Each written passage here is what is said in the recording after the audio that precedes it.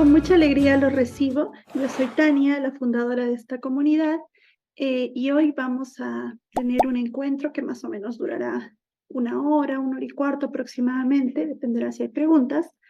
En un momento también viene Verónica Canales, que es gran amiga mía y también compartimos el gusto por la pedagogía Waldorf y la antroposofía.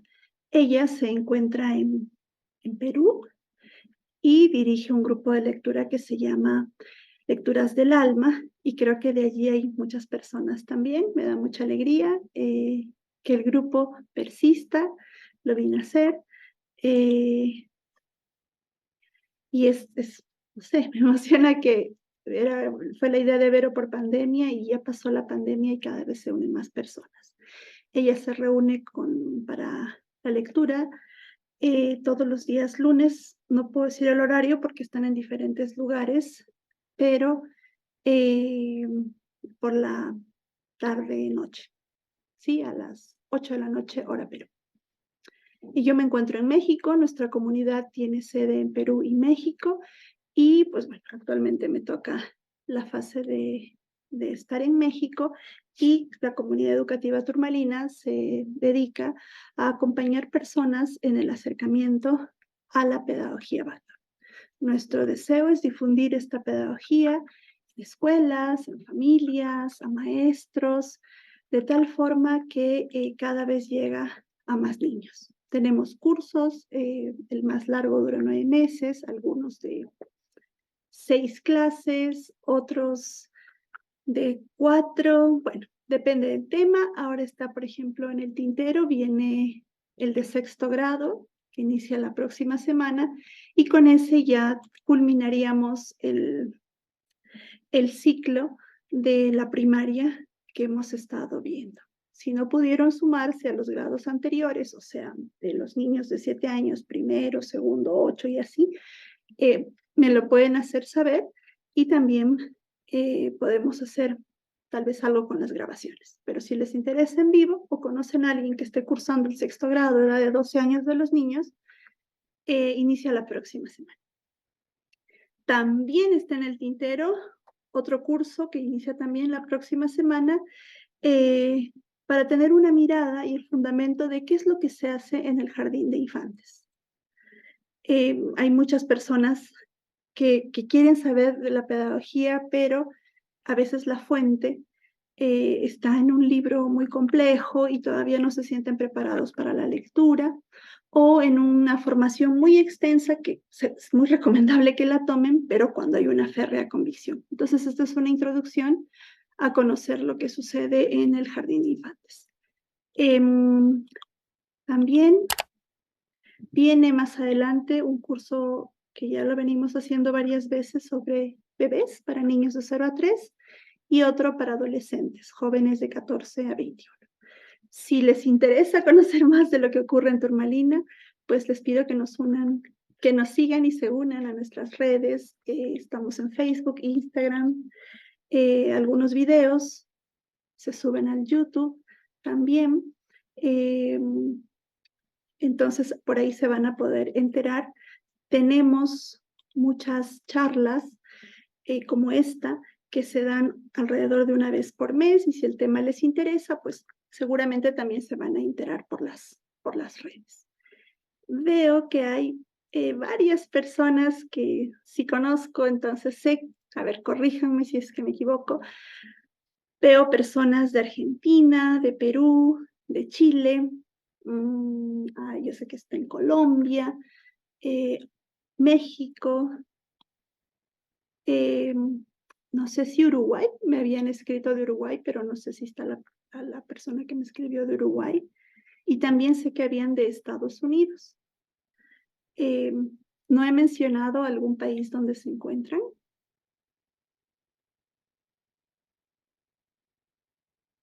España, Bolivia. Ahí está Clau, no te había visto. Clau, seguramente estás allí con Álvaro. Claro, Ann. Y también está en Costa Rica, sí es cierto. Ya te hacían Perú. Aquí es de Panamá también. Ay, Desde Panamá también está escuchando. qué bueno, desde Panamá, me alegro mucho. Bueno, entonces, pues sabemos todos de muchos lugares. Eh, Qué bueno que estén por aquí y no sé, es muy grato poder conocerlos y saber que estamos conectados en un mismo interés. Les quiero contar que está con nosotros ya Verónica. Si ustedes gustan, em, no perderse entre las caritas, sino encontrar a Verónica, pueden cambiar su configuración a vista del hablante. Ya le puse un pin para que la puedan encontrar. Pero, como les decía, es pues gran amiga, forma parte de nuestra comunidad ya hace varios años, en los diferentes matices que también tiene Turmalina. Verónica se encuentra en Perú, ella es bióloga y conoce y practica la antroposofía hace ya muchos años, tanto como madre, como estudiante, pero sobre todo como investigadora. Eh, Ella viene directamente desde las ciencias, entonces la antroposofía también la pasa por ese ojo científico, pero el de la ciencia espiritual. Pues siempre es un gusto estar con Vero. Vero, esta es tu casa. Bienvenida. ¿Cómo estás? Qué gusto verte. Llegaste, llegaste. Sí, vine corriendo de clases justamente, pero también es un gran gusto estar aquí porque este tema que lo habíamos propuesto hace un tiempo con Tani, que por fin se pudo concretar, es un tema que ha causado mucha inquietud en mí desde hace varios años. Es un tema que además he intentado, espero que me haya salido, he intentado eh, tratar de encontrar el vínculo entre la ciencia, en este caso específicamente la neurociencia, y la ciencia espiritual, ¿no? Lo cual es un reto para todo antropósofo en principio. Es un reto actual también en el sentido de que el encargo más bonito que nos ha dejado Steiner es precisamente hacer ese puente. Y entonces también es mi búsqueda. Yo soy bióloga, bien, por ese lado pertenezco mucho a la ciencia y soy antropósofa casi al mismo tiempo, porque al mismo tiempo que empecé a estudiar mi carrera, empecé a estudiar antroposofía. Entonces, eso ha sido realmente la búsqueda de toda mi vida profesional, tanto como antropósofa como bióloga, ¿no? Entonces, sí, eh, es un tema interesante y espero que también para ustedes resulte así. He preparado algunas imágenes para acompañarnos, así que voy a presentar, Tani. Ujú. Ok. Y bueno, en principio son imágenes para acompañar lo que les voy a explicar, pero quería empezar de todas maneras definiendo lo que es la antroposofía, porque justamente encaja, esta definición encaja en lo que quiere ser esta charla, ¿no? La antroposofía entonces es un camino que quiere conducir lo espiritual del hombre a lo espiritual del universo. Pero este camino hacia lo espiritual parte de lo intelectual. Entonces, para mí y para el sentido de esta charla es hacer el puente entre la ciencia pura y lo espiritual, ¿sí? Que es interesante. Bueno, entonces empecemos definiendo un poquito qué cosas son las neurociencias, ¿no? Porque las neurociencias en realidad que no es una ciencia, es un conjunto de ciencias eh, que tienen en común todas ellas estudiar desde distintos puntos de vista el sistema nervioso, cómo funciona el sistema nervioso, cómo hace el sistema nervioso para producir, regular las emociones, los pensamientos, las conductas y en cierto modo también las funciones corporales, porque en realidad la ciencia, las neurociencias y la ciencia en sí considera al pensar una función corporal más, ¿no?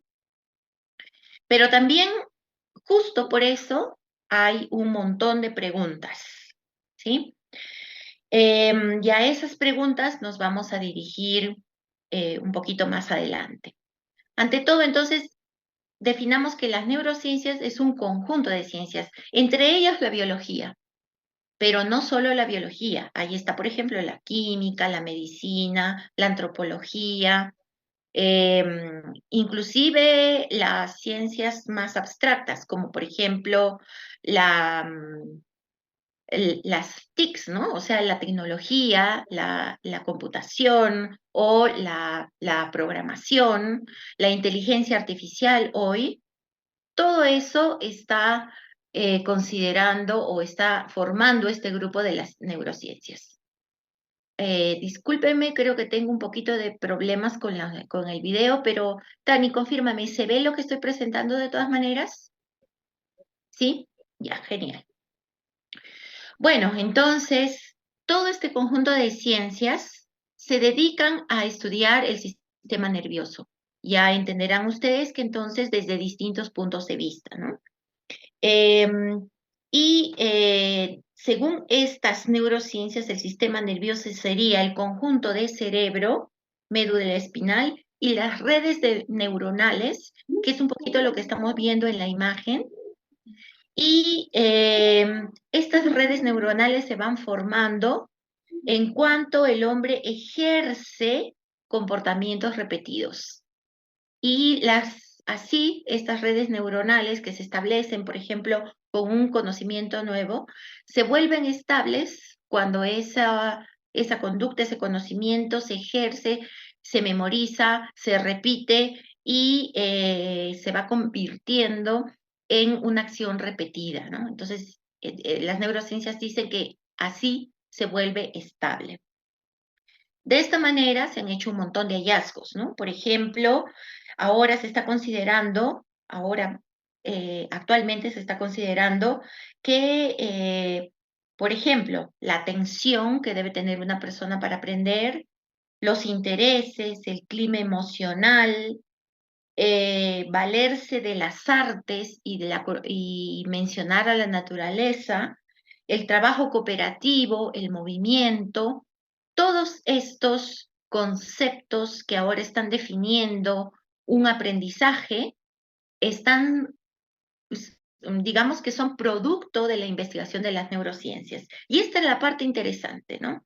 Lo que me llamó la atención es que al mencionar todo esto, los que conocen de la pedagogía Waldorf me estarán dando la razón, que todo esto es como que se va acercando un poquito más al concepto de pedagogía que nosotros tenemos, ¿no? Desde el punto de vista Waldorf o desde el punto de vista holístico. Y también otro hallazgo interesante es que hay una memoria de corto plazo que es, digamos, un almacén provisional con una cantidad limitada de información que se mantiene por poco tiempo, pero que tiene que pasar a la memoria de largo plazo para manifestarse como una conducta aprendida, consolidada. La de largo plazo sería ilimitada, ¿no? Porque ya tiene, digamos, consolidando, va organizando toda la información que viene a nosotros en primer lugar a través de la memoria de corto plazo. Y así el proceso memorístico sería primero una codificación, luego se almacena y luego con la memoria se tiene que evocar, sacar, digamos, de ese lugar de almacenamiento la memoria. Y justamente en este punto es que surgen montones de preguntas y montones de cuestiones que las neurociencias aún no logran explicar. Por ejemplo, ¿dónde se almacena? ¿Qué órgano es este que almacena la información? Si nosotros tenemos, digamos, un sistema nervioso central, cerebro, médula, ¿es el cerebro el lugar donde se almacena? Pero el cerebro, digamos, es también un conjunto de redes neuronales en sentido estricto. Entonces, ¿cómo es que una persona almacena tiene una memoria diferente a otra? ¿Cómo es que una misma cosa provoca recuerdos diferentes, siendo que los procesos físico-químicos son los mismos, ¿no? Otra pregunta interesante es, ¿ella produce los pensamientos? O sea, ¿cómo se secretan, cómo se producen? ¿Es un proceso neuroquímico, es un proceso eléctrico? Y en todo caso, ¿de dónde yace esta fuente, no? Y eso no está todavía considerado. Si bien hay zonas del cerebro que se definen así o de asá, pero no está claro cómo se hace el proceso en sí. Y tampoco cómo se regula, ¿no? Es decir, cómo yo produzco más pensamientos, produzco menos pensamientos, ¿cómo es esto? Todo esto es en realidad todavía una cuestión que está siendo estudiada, revisada, más aceptada o menos aceptada, en todo caso discutida. Pero sucede que si nosotros estudiamos la ciencia espiritual, desde el punto de vista antroposófico, que para mí tendría que sumarse a las neurociencias para completar precisamente esta información, pues tenemos mayor alcance, tenemos más respuestas. Entonces, ¿cómo es esto? ¿Cómo tendríamos que asociarlo, que vincularlo? Bueno, para entrar en eso, en principio tenemos que recordar que el organismo humano, según la antroposofía, está compuesto de 4 cuerpos básicos, que son el cuerpo físico, el cuerpo etérico, el cuerpo astral y el yo. De estos 4, el cuerpo físico es el único material.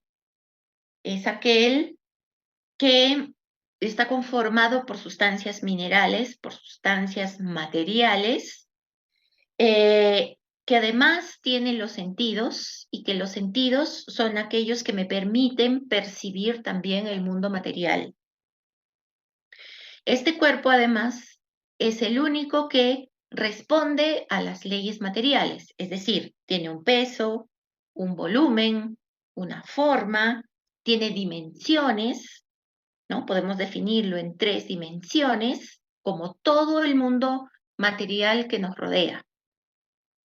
Y es el único que nosotros percibimos con los sentidos, o sea, lo podemos ver, lo podemos tocar, lo podemos incluso oler, escuchar en sus funciones, es el único que se percibe con los sentidos. Luego, el cuerpo etérico, que es el cuerpo de las funciones vitales, el que mantiene vivo el cuerpo físico, el que le da forma, el que también contiene la memoria y por lo tanto el sistema de pensamientos. Y aquí ya tenemos un punto diferente, ¿no? Porque no estaría en el cuerpo físico el sistema de pensamientos, está en el cuerpo etérico. Por eso que nunca vamos a encontrar un órgano que los produzca a los pensamientos.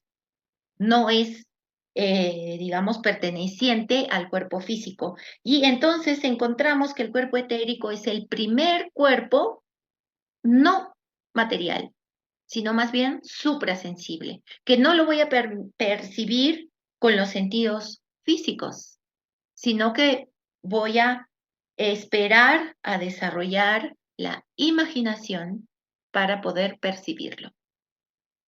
Entonces, este cuerpo se percibe a través de la imaginación, que como vamos a ver un poquito más adelante, es una forma de percepción no sensorial.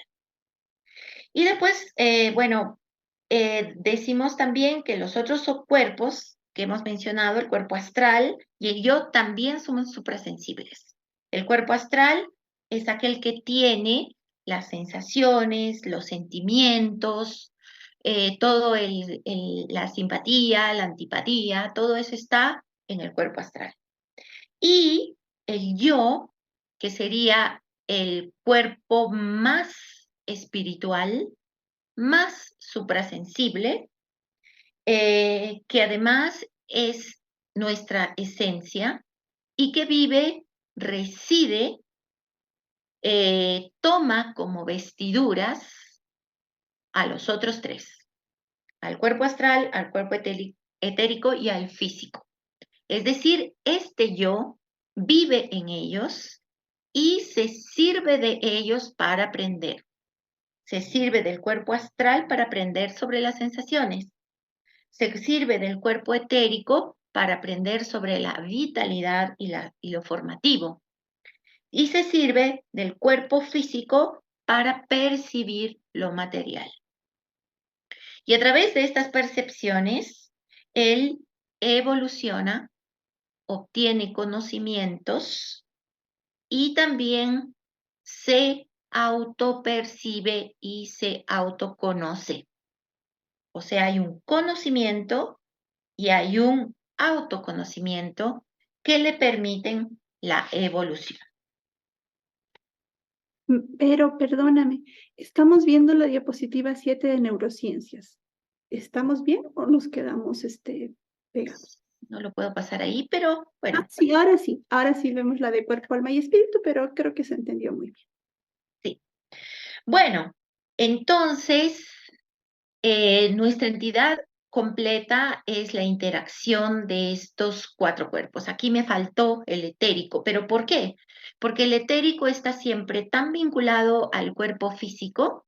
Recuerden que es la vitalidad, la vida, la forma que le da al cuerpo físico, que también lo podemos resumir así. Por eso que Steiner también habla de cuerpo, alma y espíritu, ¿no? Bueno, sucede que en nuestro estado de conciencia actual, todas esas impresiones que nosotros observamos del exterior, en el exterior, son impresiones concretas. Por ejemplo, yo observo un cuerpo como el que estamos viendo ahí, ¿no?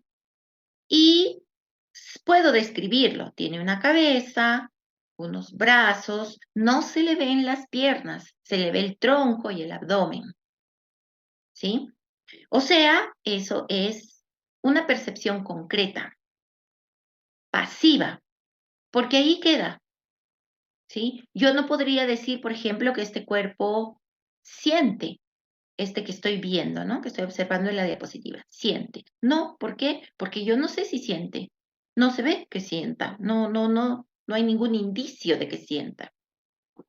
¿Sí? Y lo mismo podríamos hacer con todo a nuestro alrededor.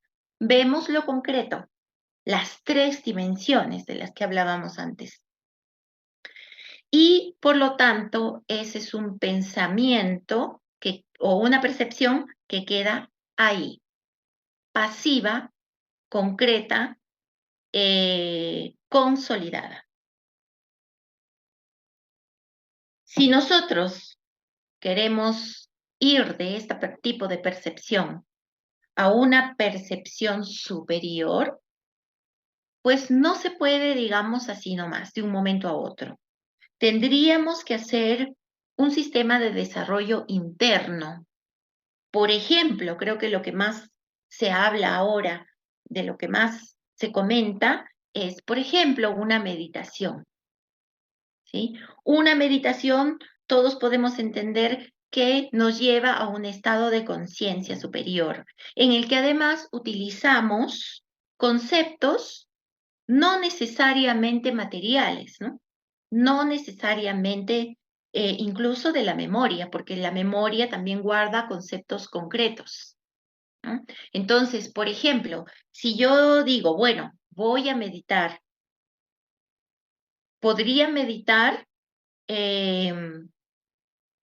hagamos la diferencia. Si yo medito sobre la mesa que yo tengo en mi cocina, eso es concreto, es una mesa que tiene un color, un tamaño, una forma, todo definido. ¿Sí? Entonces, eso sería una meditación sobre un objeto concreto. Pero podemos ir más arriba, podemos ir más adelante. Podemos meditar sobre, por ejemplo, sobre algo no concreto. Por ejemplo, utilicemos una cruz fabricada con la ceniza de una planta negra, alrededor del cual, en el centro, alrededor del centro del cruce de las dos maderas, voy a poner 7 rosas rojas. Este objeto, por ejemplo, no existe en el mundo exterior. Yo lo puedo construir, sí, pero no existe en el mundo exterior. Por lo tanto, yo estoy meditando, haciendo conceptos de algo no material. Y por lo tanto, yo puedo, digamos, hacer plástico este pensamiento. Por ejemplo, puedo decir, bueno, son 7 rosas rojas. La cruz es de tal tamaño, pero luego se puede acortar. Primero empiezo por 1 metro y la puedo acortar, ¿sí? Luego los 2 brazos, el madero central puede extenderse, digamos, 3 metros y luego acortarse hasta hacer una proporción mayor del madero vertical, y así. El gris puede transformarse en negro y el negro en gris. Y las rosas rojas pueden ser más intensas o más, qué sé yo, bordó. Bueno, esto que yo estoy haciendo, que se utiliza como formas de obtención de fuerzas diferentes a las del pensar común, está moviendo mi pensamiento. Ya no es un pensamiento concreto, ya no es un pensamiento pasivo. Estoy cambiando a un pensamiento activo. Entonces, esto está implicando que yo debo entrar a ese camino de autoeducación para empezar a mover mi pensamiento. Y eso es un ejercicio que se puede hacer, ¿no? Que de hecho no lo inventé yo, ¿no? Ese es un tipo de ejercicio que nos ha dejado Steiner y que también él incluso lo ha transformado de algunos conocimientos incluso más antiguos. Pero bueno, la idea de esto es que entonces existe un pensar pasivo a partir del cual yo puedo generar un pensar activo. Pero ese pensar activo necesita entonces un trabajo interno, en el que desarrollo ese pensar que va desplazándose por formas diferentes, por colores diferentes, con texturas diferentes y que por lo tanto se está transformando en un órgano de percepción, en un órgano de tacto. Y ese órgano de tacto ya no está tocando el mundo material. Y si no toca el mundo material, está tocando el mundo espiritual. ¿Sí? Entonces, de esta estructura del hombre, el cuerpo físico es el único, bueno, que también ha desarrollado a lo largo de todo un periodo grande, ha desarrollado sus órganos de los sentidos para percibir el mundo exterior. Pero sus elementos suprasensibles, empezando del cuerpo etérico, debe desarrollar también esos órganos suprasensibles para percibir. O sea, debe desarrollar este tacto suprasensible para poder percibir esos otros mundos que hoy la ciencia aún niega, ¿no? Y está bien que lo niegue. ¿Por qué? Porque la ciencia natural trabaja con peso, volumen, espacio, tiempo, que son leyes que rigen el mundo material y estas leyes no se cumplen en el mundo espiritual. El mundo espiritual tiene otras leyes. Por ejemplo, cuando una persona muere, o bueno, hay muchas experiencias de personas que, por ejemplo, estuvieron al borde de la muerte o murieron por minutos y luego regresaron, casi todas coinciden en relatar de que de pronto apareció ante ellos el cuadro de toda su vida. Y eso es bien preciso. Es un cuadro, como un cuadro, ¿no? Acá tengo un cuadro, ¿sí? Aquí, ¿qué es lo que estamos viendo? Estamos viendo, que además es una pintura hermosísima, también Tani la tiene, es un cuadro en 2 dimensiones, ¿sí? Yo estoy percibiendo, estamos percibiendo este cuadro en 2 dimensiones. Y ese cuadro, por lo tanto, es como, no estamos viendo, por ejemplo, todo el proceso que llevó a este cuadro, desde el boceto, las primeras pinceladas de color, la definición de las formas, la definición de la luz, el sentido de la luz, la iluminación, los pliegues, todos esos detalles. No lo estamos viendo, sino que todo ese proceso que se ha llevado en el tiempo y en el espacio se está resumiendo a este espacio bidimensional. Y ahí tenemos ya una, un misterio, ¿no? Es decir, cuando nosotros empezamos a percibir otra cosa que no es material, sucede esto, que el tiempo se vuelve espacio. Y esas 3 dimensiones que nosotros teníamos y percibíamos, con las que percibíamos el mundo exterior, se vuelven en 2 dimensiones. El pasado se hace todo presente. Eso quiere decir, con todo esto quiero decir que cuando uno pasa del pensar común a ese pensar activo, a ese pensar del mundo, de ese pensar suprasensible, digámosle así, estamos cambiando de leyes. Ya no rigen las mismas leyes. Ya no puedo, digamos, juzgar de la misma manera. Por eso que exige una preparación. Exige también un cambio en nuestra estructura. Y justamente este es el cambio del que está hablando ahorita en las neurociencias, como esto de la memoria de corto plazo a la memoria de largo plazo. También ahí vemos un cambio, también ahí vemos que están como empezando a reconocer que existe un proceso en el medio. Y más aún, hay algo en el que coincide tanto la antroposofía como las neurociencias hoy, que dice que para hacer este cambio hay que dormir. Y no solamente una noche, sino 2, 3.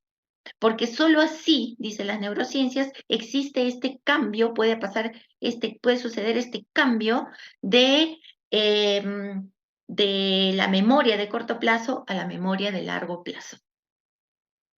¿Y qué nos dice la antroposofía? Pues sí, que la memoria común, que nos puede, que podemos verla, cómo estas cosas se desarrollan en el tiempo, cuando yo paso al pensar activo, pues se convierte en un cuadro, pero es un cuadro que yo percibo y en el cual yo participo.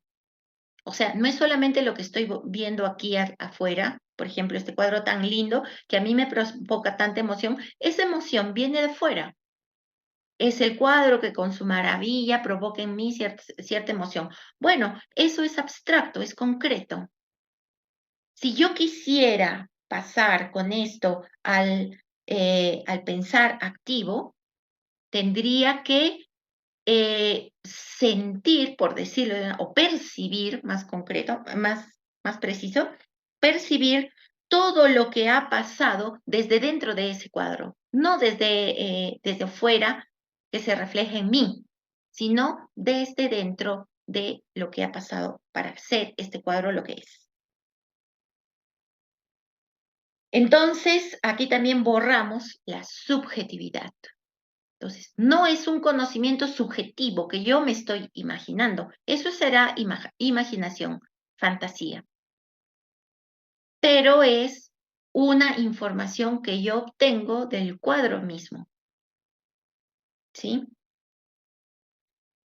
En realidad, ese sería el primer paso y es pasar justamente de lo que hablábamos antes, es decir, del pensar concreto, pasivo, a la imaginación. Entonces, la imaginación desde el punto de vista antroposófico es este pasar del pensar de 3 dimensiones al pensar en 2 dimensiones. Y sería el primer paso. Este primer paso es súper importante porque es además el paso en el que nosotros estamos en pleno desarrollo en este momento de nuestra historia. O sea, nosotros ya hemos adquirido el alma consciente y estamos en el paso hacia el yo espiritual que es precisamente, que nos provee precisamente de imaginación. Posteriormente, en el futuro, habrán otros pasos superiores, ¿no? Por ejemplo, la inspiración, que tiene como requisito el poder apagar incluso las impresiones, ya sea estas que dijimos que vienen del interior, apagarlas y formar una conciencia vacía.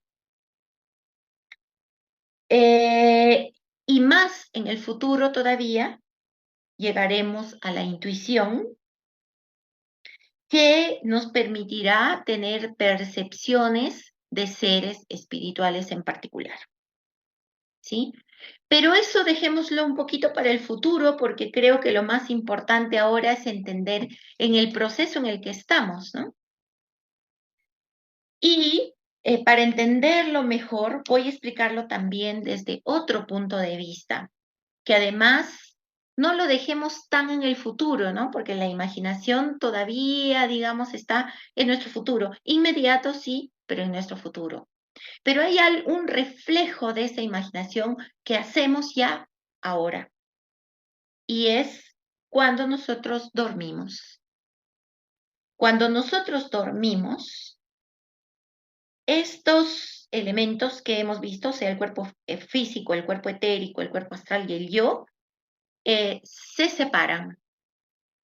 El cuerpo físico y el cuerpo etérico se quedan en la cama, porque el cuerpo físico, digamos, es el más material, él no va a ir de ninguna manera al mundo espiritual, entonces se tiene que quedar en el mundo material y acompañado de su cuerpo etérico, porque es aquel que le mantiene la vida y que le da forma, ¿sí? Si se separaran, tendríamos no el dormir, sino el morir, que es cuando ocurre, ¿no? Y por eso el cuerpo físico, abandonado a sí mismo, se disgrega, ¿sí? Entonces, en el dormir, conserva su cuerpo etérico que le mantiene la forma, que le mantiene la vida y que,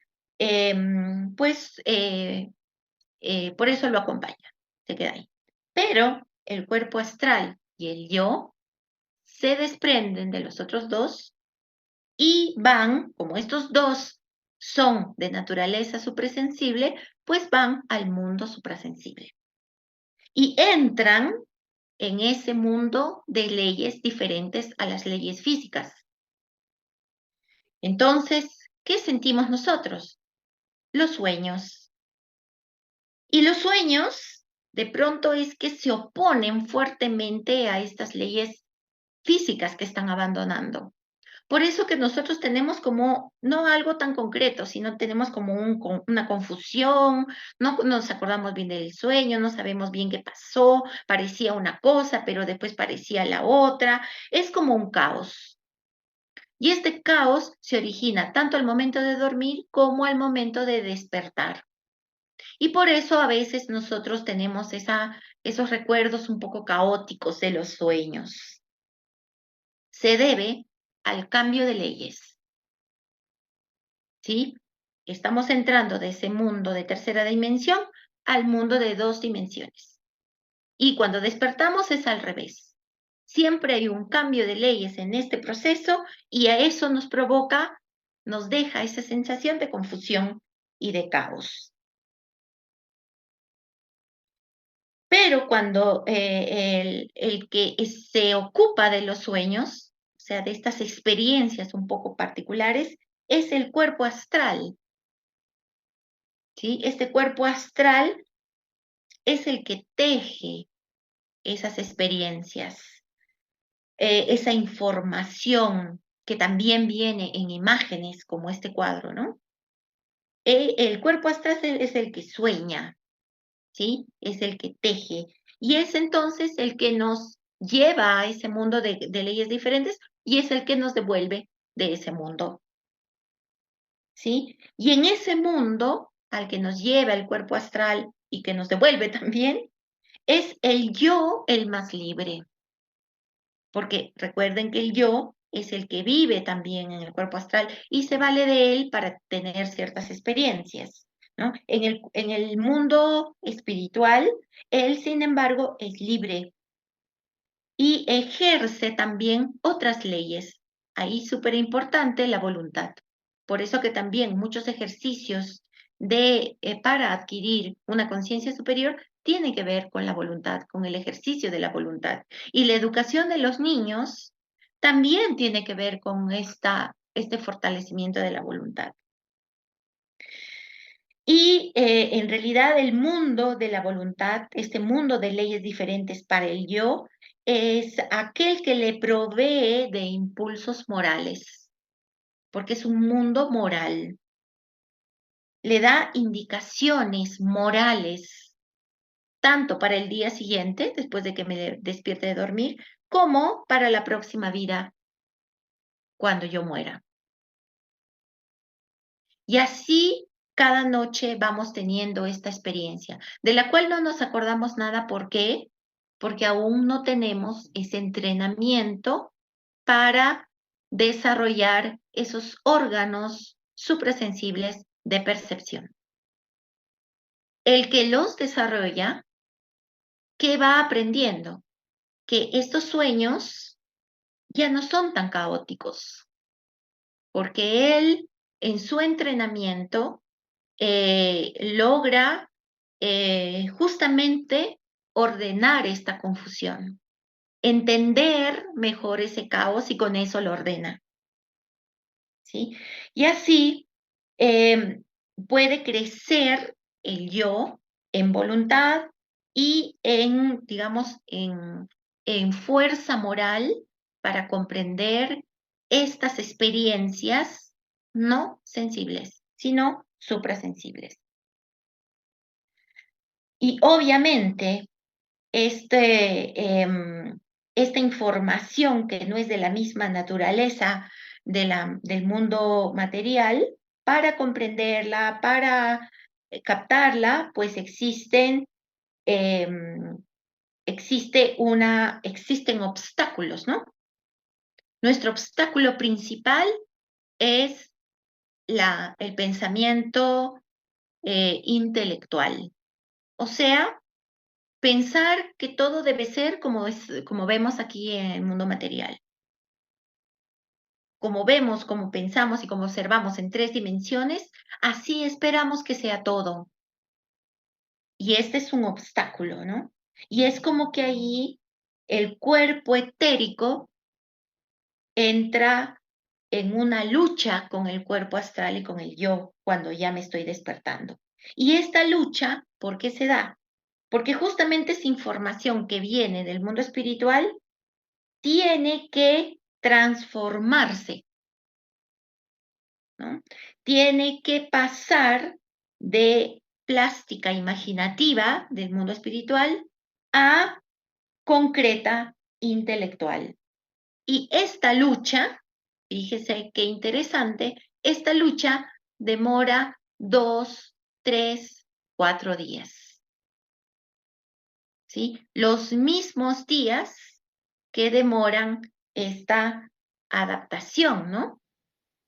Que nos dice las neurociencias, que hay que dormir 2, 3 días para que pase de la memoria de corto a largo plazo. Bueno, exactamente esto también lo vemos desde el mundo espiritual. Entonces, hay una lucha de 2 a 3 y hasta 4 días en el que este caos, esa confusión del sueño, esa información, se debe unir a la constitución existente ya en el cuerpo etérico y en el cuerpo físico.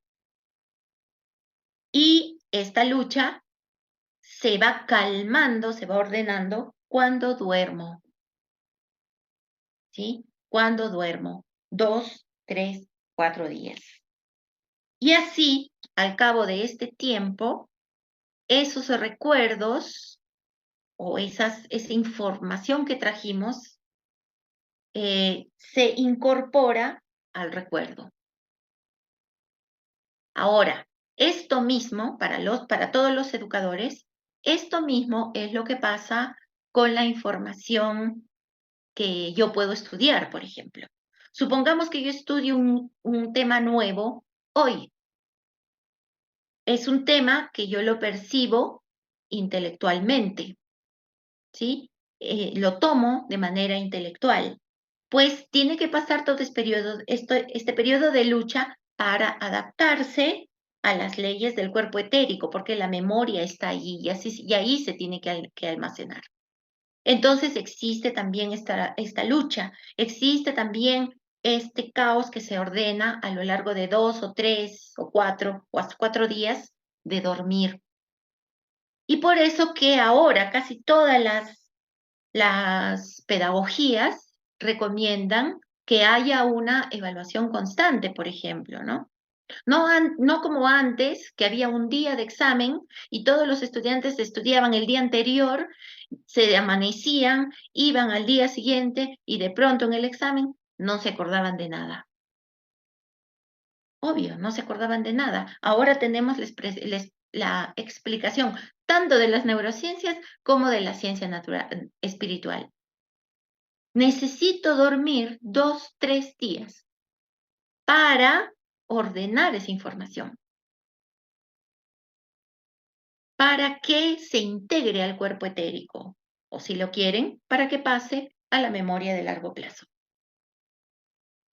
Y por si fuera poco, esto también sucede cuando yo muero. Cuando muero, el cuerpo físico es el que ha mantenido, digamos, unido, porque como tenía unido su cuerpo etérico, allí estaba unida todas estas, digamos, esta memoria,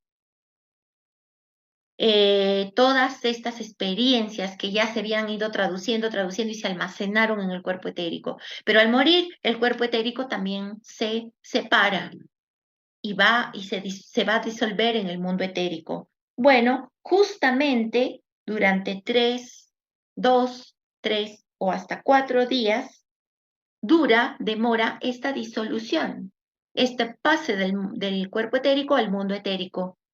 Exactamente los días de esta lucha, solamente que ahora al morir es inversa, porque estaba almacenada en el cuerpo etérico y ahora se tiene que disolver otra vez en el mundo etérico, o sea, tiene que otra vez convertirse en fuerzas suprasensibles, hacerse imágenes vivas, hacerse imaginación otra vez.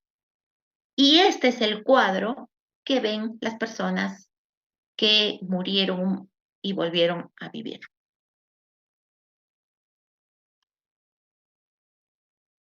Y entonces, fíjense cuán complementarias, y eso ha sido siempre la mejor parte de ser bióloga y antropósofa para mí, cuán complementarias son estas dos ciencias, ¿no? Y yo siempre estoy luchando porque en realidad la ciencia natural dé el pasito, ¿no? Dé el pasito de incorporar, de aceptar, de asimilar también ese otro mundo que no es material. Porque entonces el conocimiento sería más rico, el conocimiento sería mayor, de comprender mucho mejor lo que está pasando, ¿no? Pero yo siempre digo, bueno, estamos ahí, ¿no? Estamos como a un paso, ya, en algún momento daremos ese paso, pero no hay ninguna contradicción, es siempre un complemento, ¿sí? Entonces tenemos que valorar el estar aquí en el mundo físico para aprender sobre el mundo tridimensional. Y también no nos olvidemos que nuestra esencia, sin embargo, es espiritual y que esos conocimientos que vamos a aprender en el mundo material los llevamos al mundo espiritual. Con eso evolucionamos y también del mundo espiritual podemos traer esa imaginación, esa inspiración y esa intuición en el futuro que puede a su vez enriquecer el mundo material. ¿Ok? Bueno, eso es básicamente lo que yo les quería compartir. Ahora de repente podemos hacer algunas preguntas de, de lo que haya surgido en ustedes.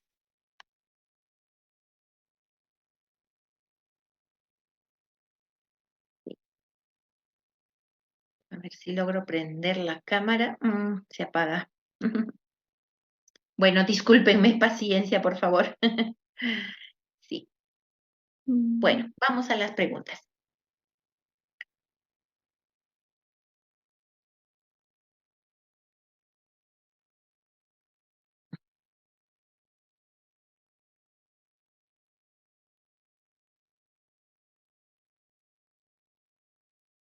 Dani,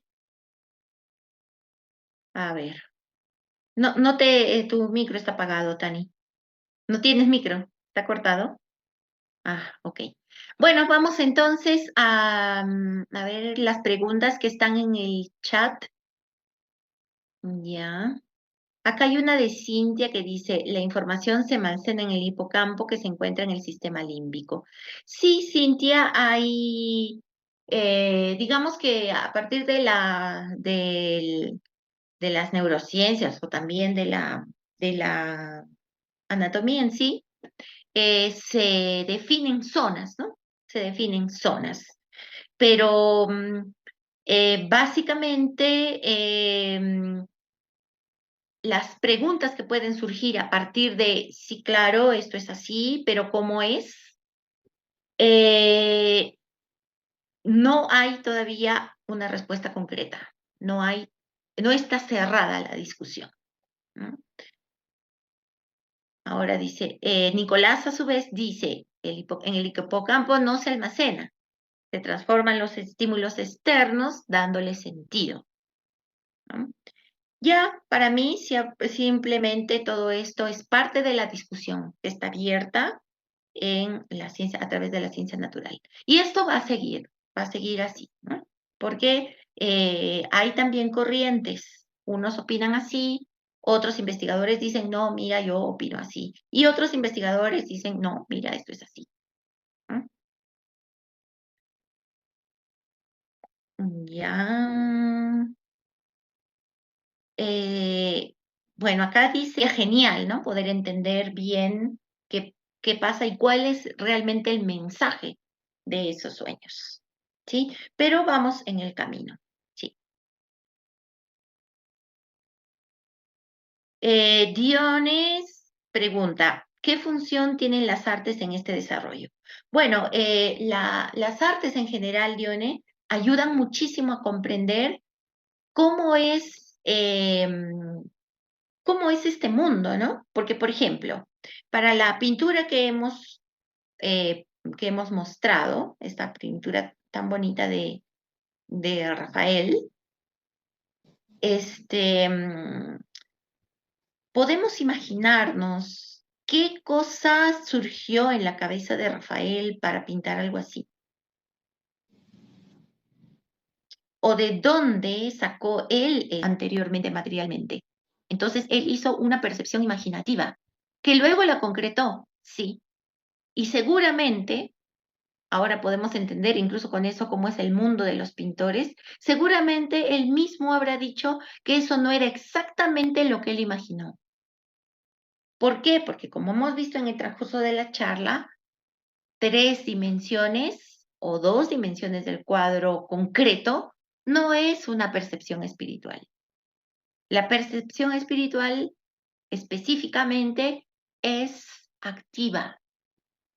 Cuando yo la traigo, cuando yo la concreto, ya se hizo pasiva. Ya no es más activa.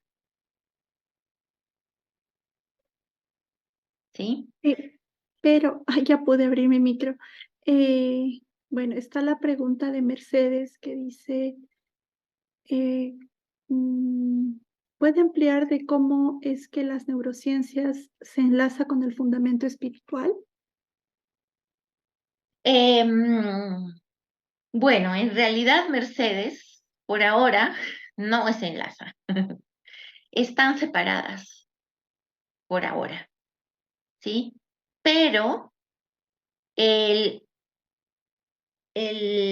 digamos, el objetivo de esta charla era sobre todo mostrar de que hay un fundamento espiritual que completa la información que conseguimos con las neurociencias, ¿sí? Que completa. Y ahí estamos haciendo un puente. Entonces, el objetivo de esta charla es realmente mostrar que precisamente no están separadas, sino que una se va a complementar con la otra, que es en realidad el fundamento de toda la ciencia natural y la ciencia espiritual. O sea, la misma cosa podríamos decir de cualquier otro punto de vista. ¿Por qué? Porque la única separación que existe entre lo material y lo espiritual es simplemente el cambio de leyes. Pero detrás de todo lo material hay un mundo espiritual, hay un fundamento espiritual. Solamente que nosotros tenemos que buscarlo. Y por allí va la pregunta o comentario de Mochita que dice si has revisado el trabajo de Humberto Maturana sobre autopoiesis y su relación con la neurociencia y la antroposofía.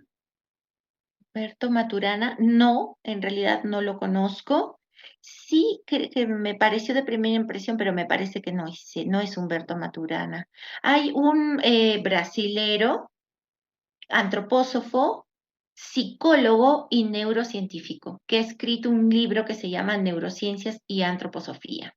Creo que no es él, pero en todo caso, he escuchado poquito de él, recién en realidad lo he conocido y el libro de todas maneras existe. Para aquellos que quieran de repente profundizar en el asunto, el libro existe y lo pueden conseguir. Sí, está e incluso en la web hay entrevistas y varias eh, charlas, digamos, cosas que habla esta persona sobre neurociencias y antroposofía, sobre su libro.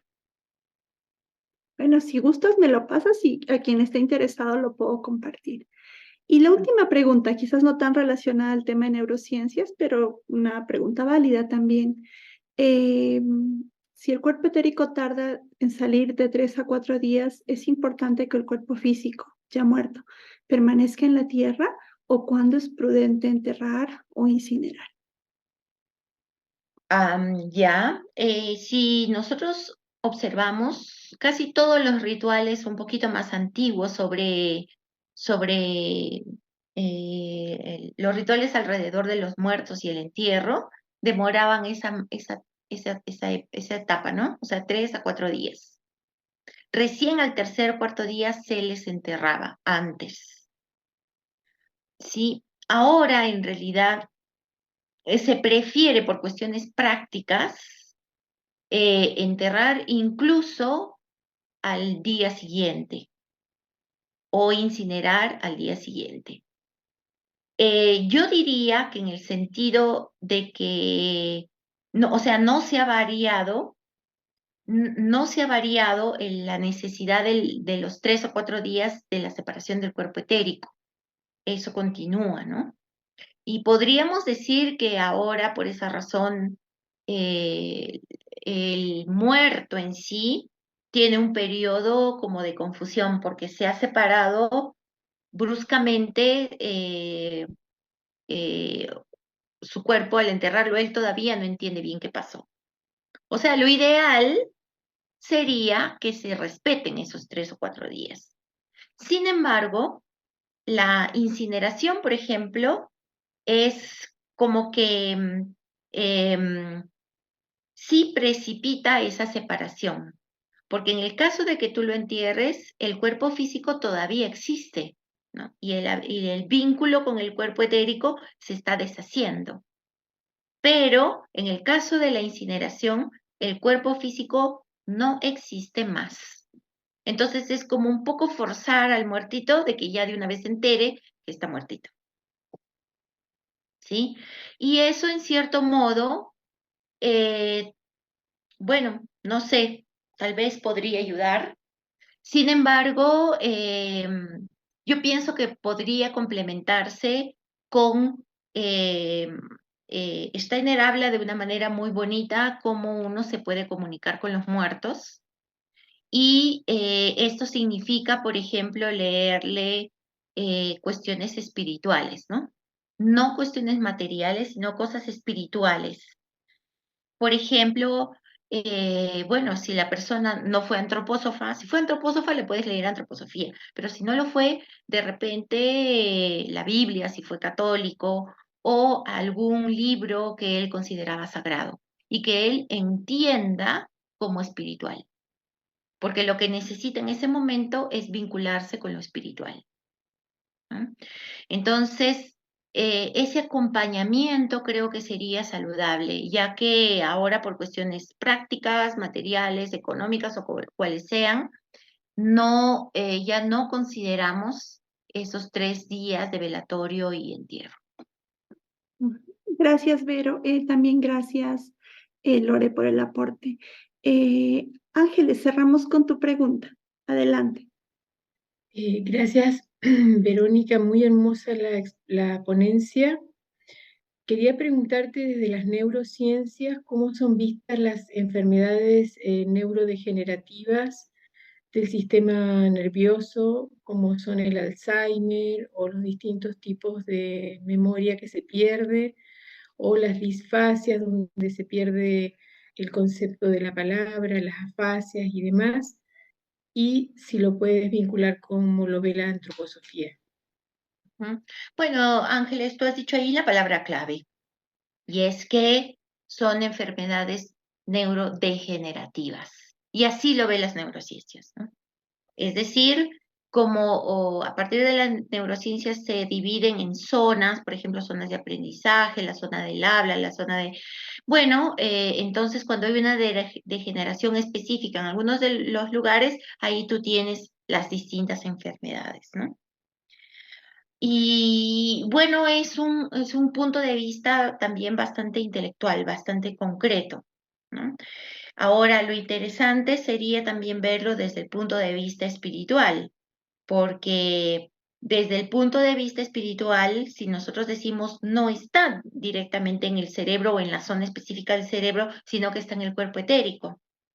Entonces, ahí lo que tendríamos que ver es que se ha perdido la conexión por alguna razón que incluso podría ser kármica, se ha perdido la conexión entre el cuerpo etérico y esa zona particular del cuerpo físico. Por lo tanto, no hay esta conexión, ¿no? Por eso decimos, esa zona se murió, degeneró, ¿no? Y miren qué interesante, porque justamente en la muerte sucede este desprendimiento del cuerpo etérico, ¿no? Solo que en la muerte es total. en una enfermedad como el Alzheimer, por ejemplo, sería parcial de esa zona particular. Bueno, llegamos al cierre. Muchas gracias, Vero. Siempre es maravilloso tenerte, aprendemos mucho. Por ahí han estado escribiendo, pues agradeciéndote lo interesante que ha sido y sobre todo lo interesante que es conocer del tema para quienes estamos trabajando con hijos, estudiantes, en escuelas o por nuestro propio acervo, conocer de este tema. Muchas gracias, Vero. Espero verte, bueno, en este caso escucharte otra vez muy pronto.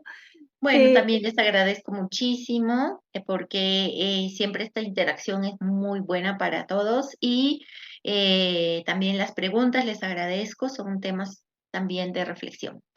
Bueno, sí, también yo espero que nos podamos ver en otro momento. Gracias a todos.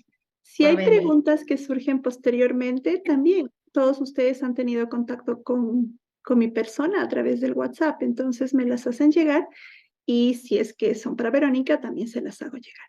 Pues antes de despedirme, si ustedes consideran hacer una aportación consciente, nada más hay que escribir y preguntar cómo la pueden hacer llegar. Todo aporte será bienvenido y tomado con mucho cariño. Por otro lado, recordarles que nos sigan en redes, así Comunidad Educativa Turmalina, en Facebook, en Instagram, donde constantemente estamos publicando los cursos que vienen. Se viene el de sexto grado, el de inicial y también en 2 semanas viene otra charla libre como esta. Así que, pues bueno, allí los veo. ¡Ay, qué gusto verte, Urso! Ahí veo que me da penita que algunas personas han llegado un poquito tarde, pero bueno, tal vez la confusión de horarios. Les deseo una linda noche, un abrazo y hasta la próxima vez. Muchísimas gracias por haber estado. Adiós. Gracias. Gracias, bye. Adiós. Hasta Gracias. otro Ahí momento. van Muchas gracias. escribiendo. Gracias, gracias a todos. Adiós a los amigos y gracias a los de Lecturas del Alma. Adiós.